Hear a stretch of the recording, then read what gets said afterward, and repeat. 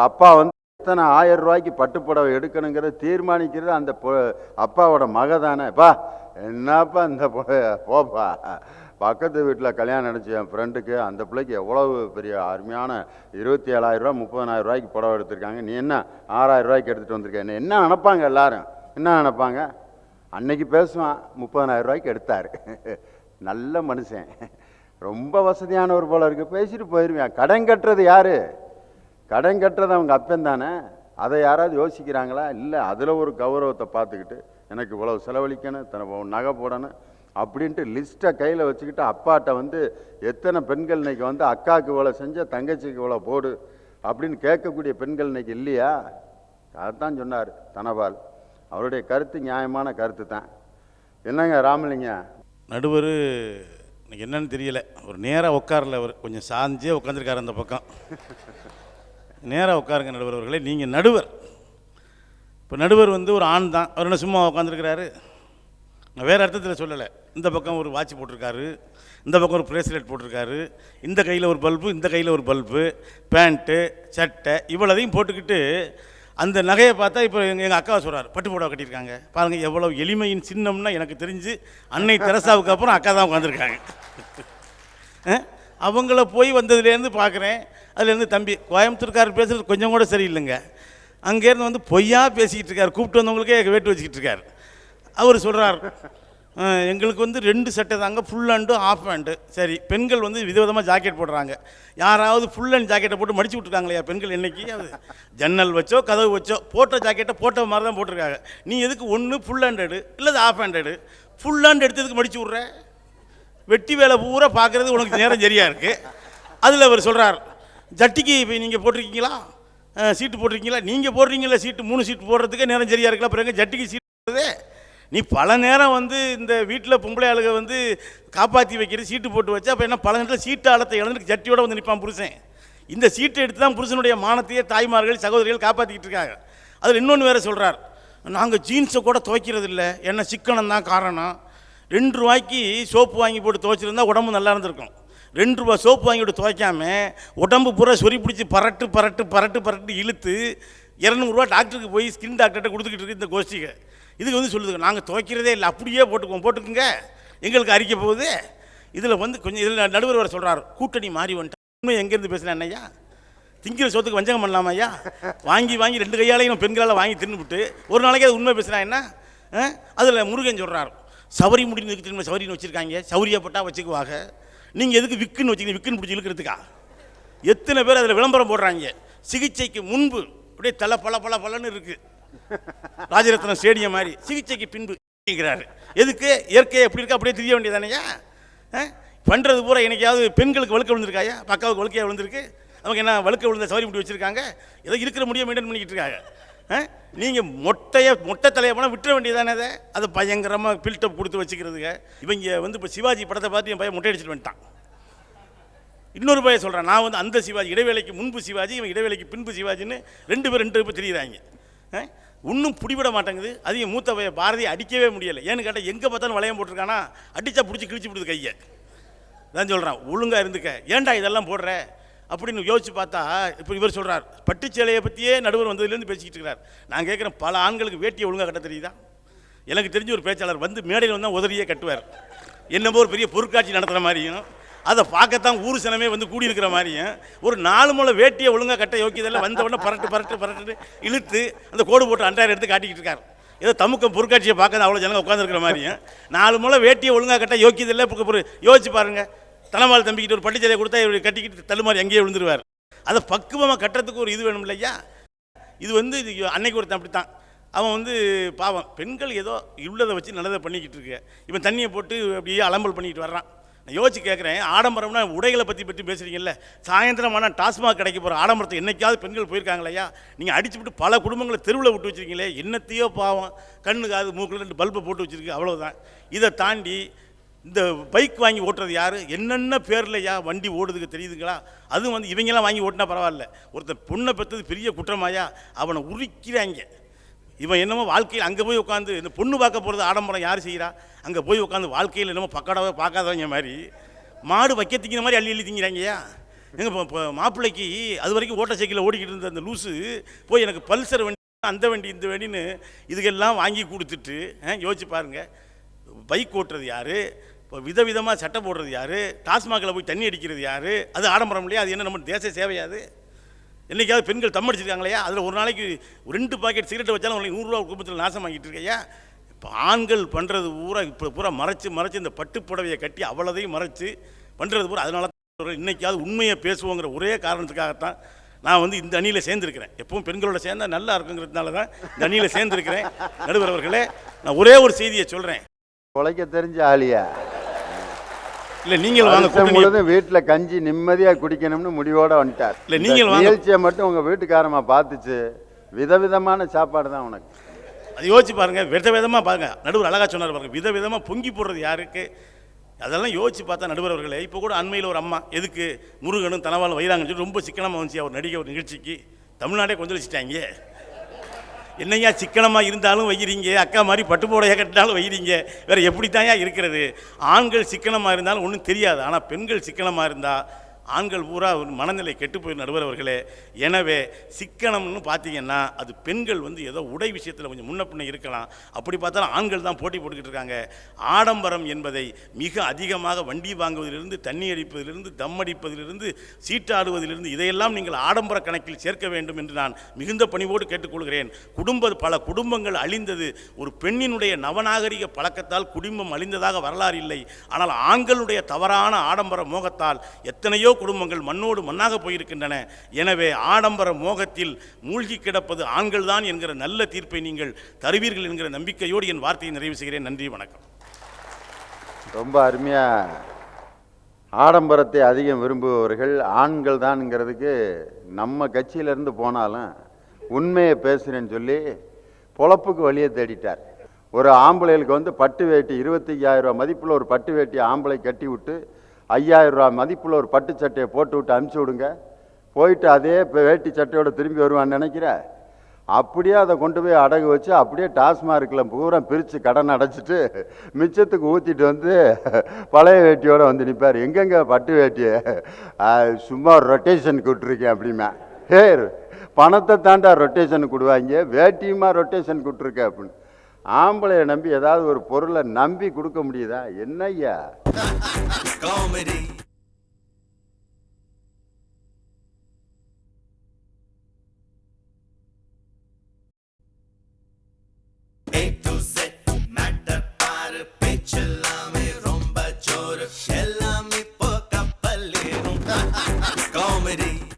இப்போ வந்து முருகன் என்ன நினைக்கிறாரு?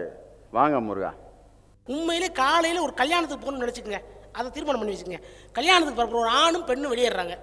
யார் அதிகம் சீக்கிரமாக வெளியேறுவார்? ஒரு ஆம்பளை சட்டு குளிச்சுட்டு சட்டுன்னு வெளியேறுவேன். ஒரு பெண்ணை வெளியேற்றணும்னு சொன்னால் 9 மணிக்கு கல்யாணத்துக்கு போகணும்னா 4 மணிக்கு எழுப்பி விட்டு உட்கார வச்சோம்னா கண்ணாடி முன்னாடி உட்காந்துச்சுன்னா 9 மணி வரைக்கும் ஏமா வாமா வாமா வாமான்னு சொல்லிக்கிட்டே இருக்கிறேன். முன்னாடியே உட்காந்துருக்கான். உட்காந்துக்கிட்டு பவுடர் அடிக்கிறதும், அந்த மைய தடவுறதும், அப்புறம் அது மாவெடுத்து தடவுறதும், உடம்பு பூரா பூசுறதும் எல்லாம் போட்டுட்ருக்கு.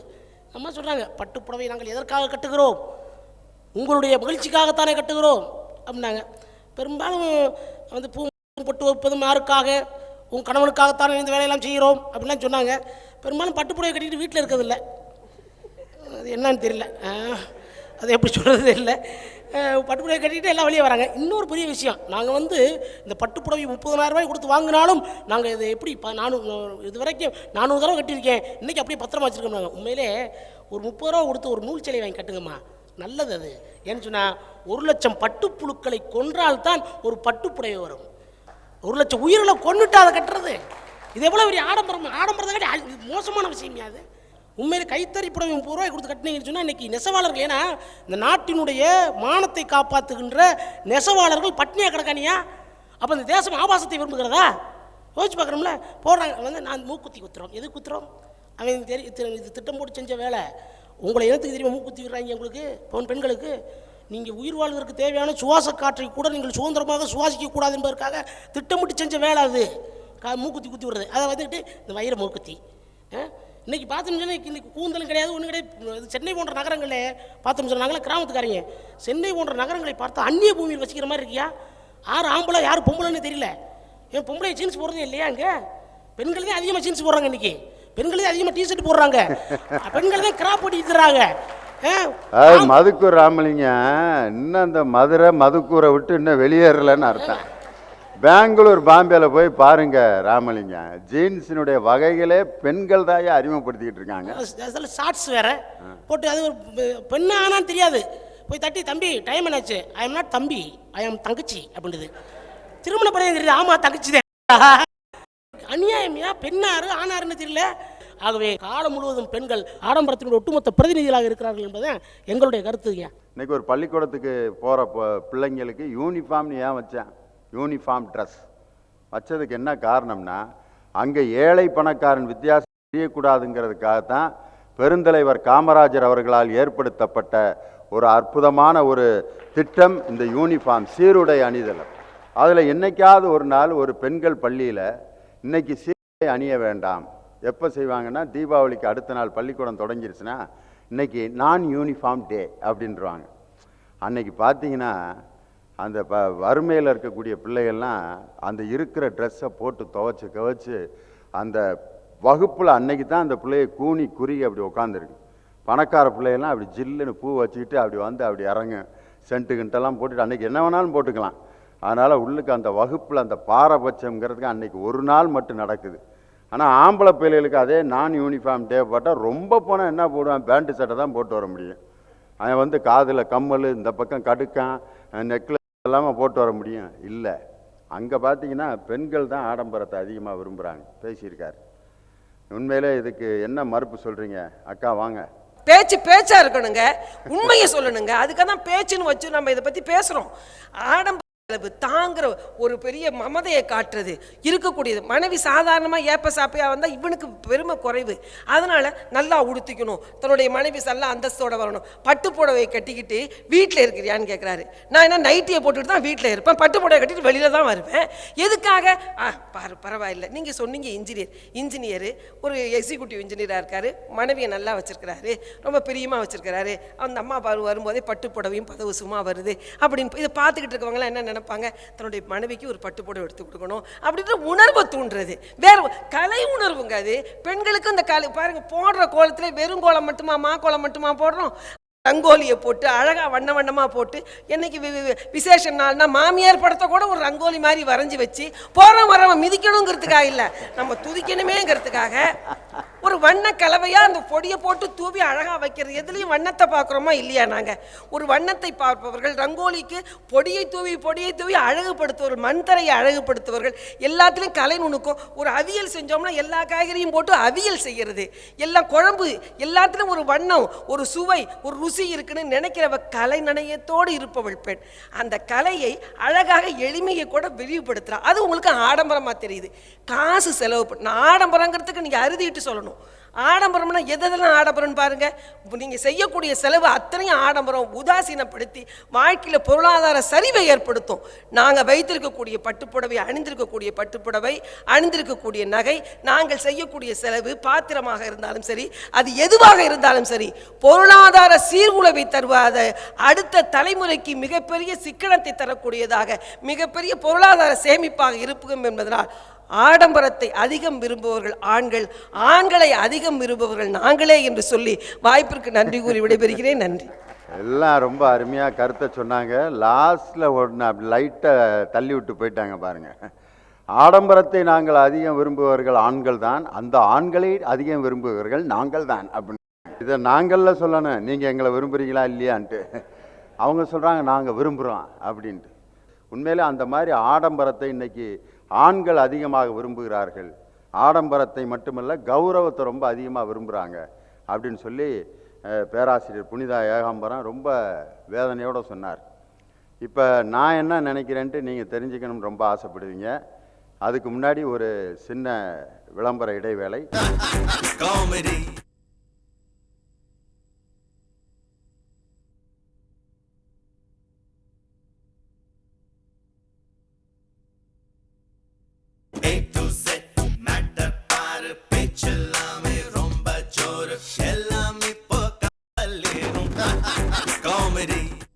இந்த ஜூஸ் எல்லாம் வச்சுருக்காங்க, அதை நாங்கள் குடிக்கணும்.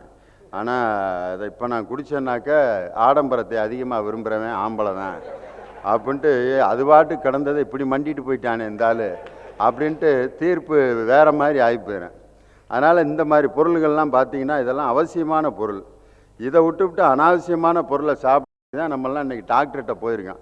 இந்த அவசியமான பொருள்களை வந்து கண்டிப்பாக முதலிரவில் வாங்கி வைப்பாங்க. எவனாவது அதை தின்றுருக்கானா அது வரைக்கும்? வாழைப்பழம் 5 சீப்பு வாங்கி வைக்கிறான், கிரேப்ஸ் 1.5 கிலோ வாங்கி வைக்கிறான், 2 டஜன் ஆப்பிள் வாங்கி வைக்கிறான், 3 பூந்தி வாங்கி வைக்கிறான், 25 லட்டு வாங்கி வைக்கிறான். பெரிய கடையில் இருக்க ஸ்வீட்டு பூரா ஒரு மேஜை முழுதும் இருக்குது. காலையில் பூரா அப்படியே தான் கிடக்குது. யாராவது அதை திங்கிறாங்களா? யாரும் சாப்பிட்றதில்ல. அந்த பிள்ளை கொண்டு வர்ற பாலை கூட ஒரு முடக்கு ஒழுங்காக குடிக்க மாட்டேங்கிறேன். அந்த பிள்ளை அவ்வளோ ஆசையாக கொண்டு வரும் பால் பால் அப்படின்ட்டு அது கிடக்கிட்டாங்கிட்டு வையே. ஆமாம், பால் தான் பெரிய பால் அப்படின்ட்டு அதை வாங்கி தான் குடியேன் ஒரு 2 முடக்கு. அதில் சில பேர் குடிக்கிற மாதிரி ஆக்ட் கொடுக்குறவன்லாம் இருக்கான். ரொம்ப நல்லா இருக்கு அப்படின்னு. இன்னும் குடிக்கவே இல்லை, நான் பார்த்தேன் அப்படிங்க. அந்த பிள்ளை ஆக்டிலே தோற்றுருப்பேன் சில பேர். அந்த மாதிரி இந்த மாதிரி நல்ல பொருள்களை விட்டுவிட்டு தேவையற்ற பொருள்களை சாப்பிட்றதுனால தான் டாக்டர்கள்ட்ட போகிறான். என்னுடைய கருத்து அருமையாக பேசினாங்க. ஆடம்பரத்தை விரும்புபவர்கள் தான். எங்கள் பள்ளிக்கூடத்தில் ஒரு வாத்தியார் எல்லாரும் கார் வாங்குறாங்கன்ட்டு அவரும் கார் வாங்கினார். செகண்ட் ஹேண்டில் வாங்கினார். செகண்ட் ஹேண்டா 3rd 4th ஹேண்ட் இருக்குன்னு நினைக்கிறேன். அதாவது ஃபியட்டு கார் கண்டுபிடிச்ச காலத்தில் வந்த ஃபியட்டு காரு அதை வாங்கிட்டார். கார் நம்மளும் ஓட்டிகிட்டு வருவோம்ட்டு. நாள் பள்ளிக்கூடத்துக்கு வர்றப்பே வழியில் ஆக்சில் கட் ஆயிடுச்சு. அடியில் படுத்து கிடக்கிறார் பெட்ஷீட்டை விரித்து போட்டு. நிம்மதியாக 2 வீலரில் வந்துக்கிட்டு இருந்தவர் பழைய மாடல் காரை எல்லாரும் வாங்குறான்னு தானும் வாங்கி அவர் படுத்திருந்தார். இன்னொருத்தர் புது கார் வாங்கினார். பேங்க்கில் லோனை போட்டு புது கார் வாங்கி மாதம் சம்பளத்துலேருந்து லோன் போய்கிட்டு இருக்கு. திடீர்னு 25ஆம் தேதி பெட்ரோல் போட காசு இல்லை, ஊரே கடன் வாங்கிட்டு இருக்காரு. காருக்கு பெட்ரோல் போடணும், ஒரு 50 ரூபா இருந்தால் கூட அப்படின்னு. எதுக்கு பெட்ரோல் போடணும்? காருக்கு. யார்கிட்ட கடன் கேட்டுக்கிட்டு இருக்கான்னா சைக்கிளில் வர்ற வாத்தியார்கிட்ட கேட்டுக்கிட்டு இருக்கேன். அந்த வாத்தியார் 30 வருஷமாக சைக்கிளில் வந்துக்கிட்டு இருக்காரு. அவர் காரில் வர்றவனுக்கு கடன் கொடுத்துக்கிட்டு இருக்காரு. பார்த்தா யார்கிட்ட கடன் வாங்குற மாதிரி தெரியுதுன்னா இந்த காரில் வர்றவன் தான் சைக்கிளில் வர்றவருக்கு கடன் கொடுக்குற மாதிரி தெரியுது வெளியில் தோற்றத்தை பார்த்தா. இப்படி ஒரு ஆடம்பரம் உனக்கு தேவையா? உன்னை யார் காரில் இப்படி வர சொன்னது? கடன் வாங்கி கார் வாங்காட்டி என்ன? இன்னும் சில பேர் பார்த்தீங்கன்னா எல்லா பேரும் வீடு கட்டுறான்ட்டு இவனும் வீடு கட்டுறன்ட்டு சும்மா கூட இருக்கவங்க தட்டேற்றி விட்டுறாங்க. கட்டிட்டான் பார்த்தியா, உனக்கு பின்னாடி வேலைக்கு வந்த அவன் சம்பளம் என்ன, உன் சம்பளம் என்ன? அவனை விட 5 மடங்கு கட்டியிருக்கணும்டா. அப்படியே ராத்திரி பூரா தூங்க விடாமல் பண்ணியிருந்த வார்த்தை கட்டிடுவான். அதான் பேங்க்கில் இப்போ கூப்பிட்டு லோன் கொடுக்குறாங்கல்ல. அவன் பாட்டுக்கு போய்கிட்டு இருக்கவனே வீடு கட்டலையா? நான் ஏன்ட்ட இப்போ துணிமணியே இல்லை, அப்புறம் வீட்டுக்கு எங்கே போகிறது அப்படி கூப்பிட்டு லோனு. சரி, வீட்டு லோன் கொடுத்துட்டாங்கன்னு வாங்கி கட்டி லோனை அடைக்க முடியாமல் சம்பளம் பத்தாமல் வீட்டை திரும்ப விற்று லோனை அடைச்சிட்டு திருப்பி வாடகை வீட்டுக்கு வந்துட்டான். அதுக்கு பேசாமல் அங்கேயே இருந்திருக்கலாம்ல. உன்னுடைய தரம் என்னைக்கு உயருதோ உன்னுடைய தரத்துக்கு தகுந்த மாதிரி இன்றைக்கி செலவு செய்கிறான். இன்றைக்கி ஆம்பளை எல்லாரும் பண்ணுறாங்கிறதுக்காக இவனும் தானும் செலவு செய்கிறது ஆண்களுடைய அந்த ஆடம்பரத்தை காட்டுற விஷயம் இல்லையா? இன்றைக்கி பாருங்கள், உண்மையிலே ஒரு டாக்டருக்கு வந்து ஒரு 35 ஆண்டுகள் வந்து ஆயுள் தண்டனை கொடுத்துருக்காங்க. உண்மையிலே ஒரு டாக்டருங்கிற அந்த தொழிலுக்கே களங்கம் கற்பித்த ஒரு மனிதர் அவர். ஒரு பெண் வந்து தன்னுடைய உடலை வந்து ஒரு டாக்டர்கிட்ட வந்து இப்படி கையை இப்படி கொடுக்குறாங்க, கையை இப்படி தொட்டு பார்க்குறாரு. எந்த இடத்துல வலிக்குது அப்படின்னா அந்த டாக்டர்கிட்ட தன்னுடைய உடலை காட்டுவதற்கு எந்த பெண்ணும் இதுவரைக்கும் யோசிப்பதில்லை. காரணம், டாக்டர் என்ற தொழிலை புனிதமான தொழிலாக இன்றும் மக்கள் அதை கருதி கொண்டிருப்பதன் காரணமாக தான். எத்தனை டாக்டர்கள் பிரசவம் பார்க்குற டாக்டர்லாம் இருக்காங்க தெரியுமா? எனக்கு தெரிந்த ஒரு டாக்டர் மன்னார்குடியில் அசோக் குமார் என்ற ஒரு டாக்டர். அவர் இதுவரைக்கும் பல பெண்களுக்கு பிரசவம் பார்த்தது மட்டும் இல்லை, ரோட்டில் இந்த மாதிரி நரிக்குறவ பெண்கள் வந்து சுகாதாரம் இல்லாமல் குழந்தை பெற்று கொண்டிருக்கிறார்கள் என்பதற்காக அந்த ஊரில் இருக்கக்கூடிய அத்தனை நரிக்குறவ பெண்கள் யார் கர்ப்பிணிகளாக இருக்கிறார்களோ அவர்களையெல்லாம் ஆஸ்பத்திரியில் அட்மிட் பண்ணி இலவசமாக அவர்களுக்கு பிரசவம் பார்த்து கொண்டிருக்கக்கூடிய ஒரு ஆண் டாக்டர். அந்த இடத்துல வந்து அந்த டாக்டருங்கிற தொழில் எவ்வளவு ஒரு புனிதமாக கருதப்பட்ட தொழிலை தன்னிடம் சிகிச்சைக்காக வந்த பெண்களை வந்து ஆபாசமாக படம் எடுத்து பணத்துக்காக வியாபாரம் செய்த அந்த டாக்டர் ஆடம்பரத்தை விரும்பினதுனால தானே இந்த நிலைமைக்கு ஆளான. எல்லா டாக்டர்களும் அல்ல, இன்னும் டாக்டர்கள் மீது இருக்கக்கூடிய நம்பிக்கையை மக்கள் கொஞ்சமும் தளர விடவில்லை. ஏதோ ஒருவன் ஒரு கயவன் இப்படி இருந்திருக்கான்றதுக்காக இதில் அவர் நான் ஒன்றுமே செய்யலை, நான் சுப்ரீம் கோர்ட்டுக்கு போவேன், ஒன்றுமே செய்யலைன்னா பரவாயில்ல, இத்தனை வருஷம் ஏன் உட்காந்துருந்த உள்ள ஒன்றுமே செய்யாமல் இத்தனை ஆதாரம் கொடுத்த பிற்பாடு ஒன்றுமே செய்யலைன்னு வேனில் இருந்துட்டு போஸ்ட் கொடுத்துட்டு பேட்டி வேற கொடுக்குறாரு அவர். உண்மையிலே இந்த ஆடம்பரம்ங்கிறது போட்டிருக்க ஆடைகளில் மட்டும் இல்லை, இதெல்லாம் ஆடம்பரம் இல்லையா அப்படின்னு கேட்டாங்க. வாஸ்தவம் தான். ஒரே ஒரு இடத்துல ஆடம்பரம் அப்படிங்கிற எண்ணம் ஒரு ஆணுக்கு அதிகமாக இருக்கா பெண்ணுக்கு அதிகமாக இருக்கா யோசிக்கணும். இன்றைக்கி பாருங்கள், ஒரு வீடுகளில் பெரிய பணக்காரருடைய வீடுகளில் அவருடைய ஆடை என்னவாக இருக்கும்னா ஒரு வெள்ளை வேஷ்டி, ஒரு வெள்ளை கதர் சட்டை, கதர் வேஷ்டி அதான் போட்டிருப்பார் அவர். அவ்வளோதான். ஒரு இது வச்ச வாட்ச், அவ்வளோதான். ஸ்ட்ராப் வச்ச வாட்ச் ஒன்று கட்டியிருப்பார், ஒரு செருப்பு ஒன்று போட்டிருப்பார், அவ்வளோதான். பெரிய கோடீஸ்வரன். அவருடைய மனைவியை கல்யாணத்துக்கு கூட்டு வருவார். அந்த அம்மா உண்மையிலே நகை ஸ்டாண்டு மாதிரியே வரும், பார்த்துருப்பீங்க. வீட்டில் இருக்க அம்புட்டையும் தூக்கி கழுத்தில் மாட்டிக்கிட்டு உண்மையிலே இந்த இதில் அது இது எல்லாம் போட்டு இப்படி கழுத்தை எங்கிட்டும் சாய்க்க முடியாமல் அந்த ஆள் ஃப்ரீயாக வந்துக்கிட்டு இருப்பான், கதர் வேட்டி கதர் சட்டை. நம்ம வீட்லிங்க வீட்டிலங்க இவ்வளவு நகை ஏங்க மாட்டி கொண்டு வந்துருக்கீங்க அப்படின்னு. இருக்கிறத பூரா அப்புறம் இப்போ மாட்டாமல் இப்போ மாட்டுறது, இதுக்காகத்தானே கல்யாணமே வைக்கிறாங்க. அப்போ 2 பேரும் அங்கே நின்று பேசிகிட்டு இருக்கேன். கும்பிட்டு வச்சிருக்கியா பீரோவில், உனக்கு இதுதான் கடைசி கல்யாணம், பார்த்துருவோம்டா அப்படின்ட்டு அங்கே அவன் ஒரு ஸ்கீமை போட்டு இன்னைக்கு பார்த்தீங்கன்னா இந்த 1 மாதத்துக்குள்ளே வீடுகளில் பீரோக்களில் நடந்த திருட்டு மட்டும் எத்தனை அப்படின்னு கணக்கு போட்டு இன்னைக்கு பத்திரிக்கையில் செய்தி வந்திருக்கு காவல்துறையிலேருந்து. ஏன் இவ்வளவு நகைகளை வாங்கி கொண்டு போய் அந்த பீரோவில் வச்சு அதுக்கப்புறம் காலையில் வந்து பார்த்தார், பீரோ உடைந்திருந்தது, ஜன்னல் கம்பிகள் நெளிந்திருந்தன. பார்த்து பதைத்து அவர் அழுதார். ஏன் அழுகிற? பேசாமல் ஒரு 4 பேண்ட்டையும் 4 அழுக்கு வேட்டியும் ஒரு 4 முளை வேட்டியும் ஒரு நூல் 200 புடவையும் அடுக்கி வை, எவன் வந்து திருடுவேன்? அதை வந்து திருடி பார்த்துட்டு இப்படி ஒரு பிச்சைக்கார பீரோவை போய் நம்ம திறந்துருக்கோம் பாரு, இதுக்கு போய் சாவிக்கு போட்ட செலவு கூட இன்னும் நம்ம கையில் கிடைக்கலையாடா அப்படிமா. என்ன காரணம்னா பொருள்களை அதிகமாக சேர்த்து வைக்க அது ஆபத்து தான். இது யாருக்கான பொருள்கள் ஒரு பீரோவில் அதிகமாக சேர்த்து வைக்கப்பட்டிருக்கு. ஒரு காக்கா பார்த்தீங்கன்னா ஒரு செத்த எலியை கொண்டுக்கிட்டு தூக்கிட்டு அப்படி ஓடுது. அந்த காக்கா பின்னாடி 200 காக்கா துரத்திட்டு வருது. என்னன்னா அந்த எலி எனக்கு வேணும் அப்படின்ட்டு பங்கு போடுறதுக்கு பின்னாடி விரட்டிட்டு வருது. அந்த காக்கா பார்த்துச்சு, இது என்ன இப்படி விரட்டிட்டு வருதுங்க, ஒரு மரத்தில் கூட உட்கார விட மாட்டாங்க போல இருக்கு, உட்காந்தா பிடிக்கிட்டு போயிடுவாங்க போல இருக்குன்ட்டு அந்த எலியை துப்பிடுச்சு. எல்லா காக்காயும் அந்த எலிக்காக அடிச்சுட்டு கிடந்துச்சு. எலியை துப்பிய காக்கா சுதந்திரமாக பறந்து சென்றது. அதே மாதிரி தான் இன்னைக்கு பீரோவில் வச்சிருக்கக்கூடிய பொருள் யாருக்கான பொருளுங்கிறத வச்சே நம்ம தீர்ப்பு சொல்லிடலாம். உள்ளுக்க ஒரு பீரோ, ஒரு வீட்டினுடைய மிடில் கிளாஸோ ஒரு அப்பர் மிடில் கிளாஸில் இருக்கக்கூடிய ஒருவருடைய வீட்டினுடைய பீரோ கதவை பார்த்தாலே நகைகளும் பட்டுப்புடவைகளும் தான் அங்கே அடுக்கி வைக்கப்பட்டிருக்கிறதே ஒழிய ஆண்களுக்கான மிகப்பெரிய ஆடம்பர பொருள்கள் எங்கேயாவது இருக்கா? அப்படி அடுக்கி வைக்கப்பட்டதனுடைய விளைவு என்னன்னா, அதை பறி கொடுக்கும்போது வேதனை போலீஸ்காரங்களுக்கும் அவங்களுக்கு இடையில பேரம் அது இது எதுக்கு? இன்னைக்கு ஒரு சினிமா பாட்டை வச்சே தீர்ப்பு சொல்லாமே. ஆண்களை பாராட்டுகின்ற பாடல்களெல்லாம் நீங்கள் பாருங்கள், எங்கனையாவது ஒரு நகையை பற்றிய தங்கம்னு வைரம்னு ஆம்பளைகளை யாராவது பாராட்டி கவிஞர்கள் எழுதியிருக்காங்களா? கட்டி தங்கம் வெட்டி எடுத்து ஒரு பெண் வரிய கட்டி தங்கத்தை வெட்டி எடுக்கிறாராம்.